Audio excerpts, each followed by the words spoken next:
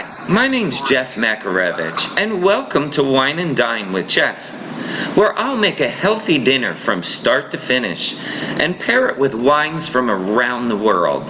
Let's fill up that glass.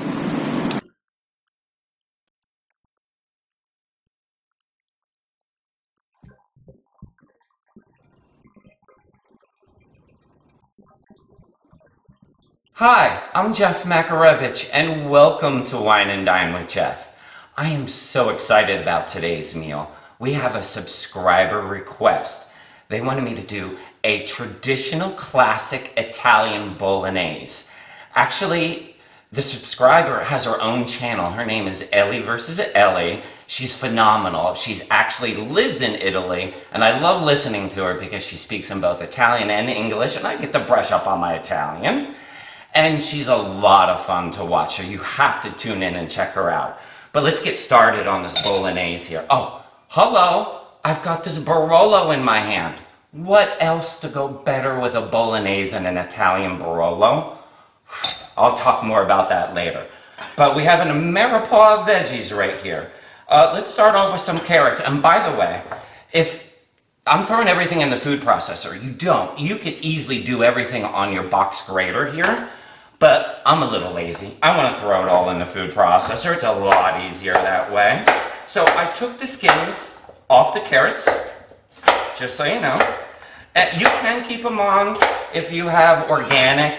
I just take them off because I'm not a fan of the skins. They have just slight, it's an outer edge. It's a little chewy. It's not as good as the inner ends. And of course, we're doing some celery here. Just slightly doing it because of course the food processor's doing everything for me. So let's get that all in there. Come on! You're not getting away from me today! And we have our garlic. Let's get our garlic in there. And all the exact measurements are right down below in the description center. And we have onions. Onions in. And our baby bellas. Our baby bellas right on in. Get in there. All of you. And let's get this food processed up into a little paste, but not watery down. So, hello! Might be good to plug that in, right?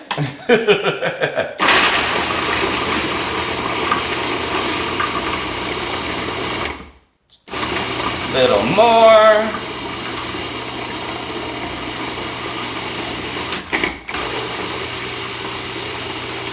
Looks like perfection. Okay, let's get our veggies in our pot here. We have in the pot olive oil and a combo of butter. So 2 tablespoons of each in the pan, ready for the veggies here. And let's get them in the pan right on in. Oh yes. So you can see the consistency that you were looking for on all those veggies. There we go, right on in. Now what we're gonna do, we're gonna add a little bit of salt to that to extract. There's already a lot of liquid, but we want the liquid, and of course flavor each step of the way. Liquid to be coming out of all that because we want to start to give a little bit of color, but not too much color because we're gonna be adding the meat to that. So once again, salt and pepper to this, and we're gonna let this go with our veggies, brown them all up slightly. Let's let this go for about 10 minutes to just get all the color going, and then we're gonna add our meats. And if you're a chef, you would be saying, our Ameripaw of veggies are in the pan. Okay, let's just let them go. We'll show you what this looks like in about 10 minutes, and then we'll be adding all of that luscious meat. Okay, let's get our meats into the pot. So this is what our veggies look like after sweating out for about 10 minutes, as you could see in the pan here. I'm gonna push them all to one side right now, like this, because I'm gonna throw the meats, and I want the meats to hit the bottom. The first thing we're gonna throw in here is pancetta. A lot of people ask me, what is exactly pancetta? It is an Italian cured meat from a pork.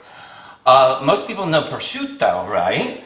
But pancetta has a little more fat. It comes more from the belly section of the pork. So we're going to throw that in there, and it is salty also. So we want to watch when we are salting at this point in time that we don't want to over salt. So the pork I just threw right on in, and ground beef right on in. So everything, all the exact measurements are once again right down below in the description center. So we are going to get my trusty little mallet here and start breaking apart the meat. Hello! This is when you can get all your aggressions out, right? So let's just start to break that apart. Come on, get off there. There we go. And then let's throw a little bit of salt in. We gotta throw a little to start with, and then we can always taste later if we need to add a little more salt. And a little more black pepper. And then what I do at this point in time, so the meat can get on all the bottom, I just toss, as you see what I'm doing here, the vegetables kind of on top of the meat and push the meat so the meat has the whole bottom part of the pan, and we're gonna brown up that meat. So that meat is gonna go for a good 10 minutes. We'll take a look at it afterwards. But we're going to get a very, very good color on that meat. We want to brown it up. And then we'll add some more secret ingredients, so stay tuned. Okay, we got some great color on our meats. And it's very important. Look close here for me. You want to make sure, because you're rendering all the fat out. If you look, see what I'm doing like this? You want to make sure, if you have a lot of oil, if you use super fatty meats, you want to remove all that oil that's at the bottom of the pan there. You can leave a little bit, obviously, but if you use like an 80-20 beef and super fatty meats, you want to remove that out of there. So we got some great color, and that took actually 15 minutes, a little longer than I thought it was going to take. Now, what we're adding is tomato paste. Right? Are you ready for this? There is no tomatoes in a Bolognese. A true Italian Bolognese, no tomatoes. There's tomato paste, which I guess you could say they're tomatoes. But there's no canned tomatoes, whole tomatoes, anything like that. So you just want to mix through, as I'm doing right now, that tomato paste right on in. Okay, we got that lovely mixed right on through. Now, we are going to add our white wine.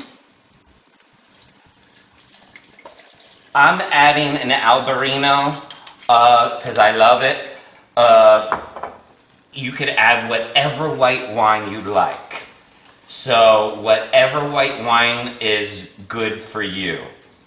Now we're going to mix that through. This will all cook out.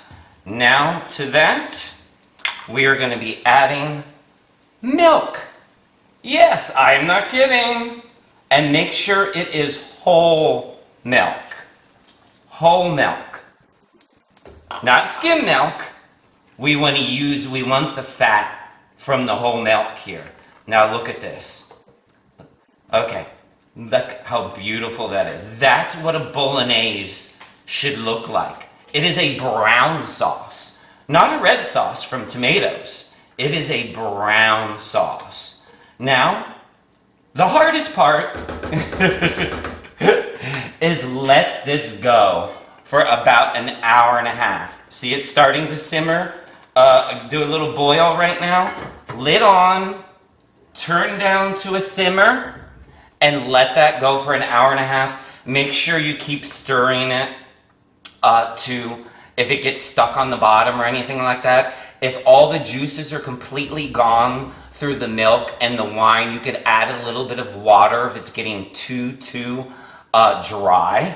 But the lid will keep most of the moisture on there. So you definitely want to lid it and let it go. It's been an hour and a half, and I can't wait to check this. Oh, it smells so good. This is going to be amazing, amazing. Now, last step, I want to add some fresh basil to the mix. Fresh basil to the mix. So I'm going to just stir that fresh basil in there. Look how good that is. That is delicious. Okay, now let's get our tagliatelle pasta ready to dump right on in. And why I love the tagliatelle is because, okay, we don't need to drain it all. I love a little of the starchy liquid coming in. So see that? Let's dump some of that starchy liquid in there. And then the tagliatelle pasta right on in. A few stragglers. Okay. And let's mix this in together. All together. Wow. And the tagliatelle has this beautiful, thick, wide noodle that is. And the meat sauce just goes so perfect on top of the tagliatelle. Please don't use a spaghetti noodle or even an angel hair. It just won't stand up to this heavy meat sauce. So you want to find a thicker, wider noodle would be my recommendation. Look at that. Look how beautiful that looks. I can't wait to plate this up. I'm ready. Let's talk about our Barolo wine today. Hello. It is so good. It goes perfectly with this Bolognese. A Barolo is in the Piedmont region of Italy, and it's a Nebbiolo grape. It has beautiful blackberry notes with plum and actual rose petals of scent. With just a little bit of smokiness and leather and a little bit of the terroir, the earth. Amazing. It will go so good with this Bolognese. I hope you try both of them. I would first like to thank all my subscribers. And if you're not yet a subscriber, make sure you hit that subscribe button so you know what I'm making next week. Every Tuesday, I upload a new video. I can't wait to dig in here, but there's a few things that I love to top on this Bolognese. And that is some fresh Parmesan. So gotta have some fresh Parmesan on there.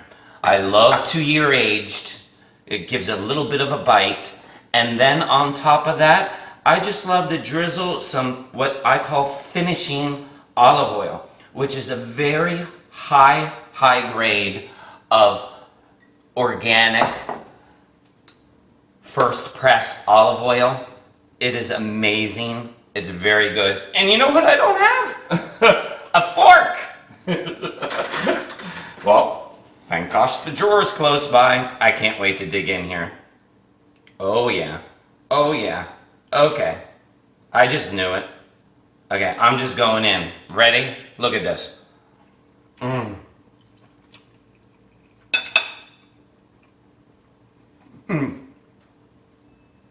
This is amazing. This Bolognese takes me right back to Italy. I love it, and I can't wait for you guys to try it. And thanks for stopping by Wine and Dine with Jeff.